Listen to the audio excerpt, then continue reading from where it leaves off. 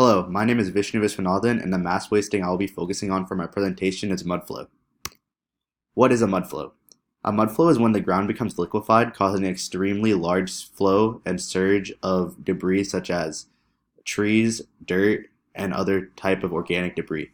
This can happen in a majority of different climates, which makes it very dangerous to many people. Some of the triggers of a mudflow is heavy rain, a sudden thaw in the ground, earthquakes, or volcanic eruptions. And as you can see in this image, it is the aftermath of a mudflow which wreaked havoc on the streets nearby. There are many dangers to mudflow, but what I will be focusing on today is the amount of financial danger that is caused due to mudslides.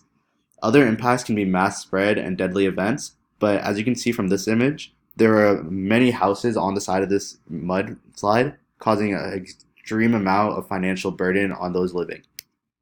California is a huge state when it comes to cost and the effect of mudflows. As you can see from this illustration, the red area is where mudflows are very relevant, and one of the big areas is the metropolitan area of California. The costs and damages of mudflow in California in 2018 were over $207 million, $7 million in emergency responses, and $43 million to clean it all up.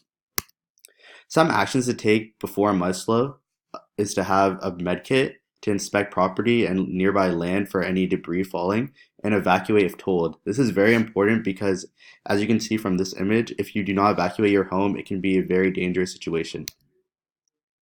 Actions to take during the mudslide is to have a radio nearby to listen to any reports and stay away from rivers and valleys. As you can see from this area, you want to stay away from the bottom because mudslide will continue to fall down.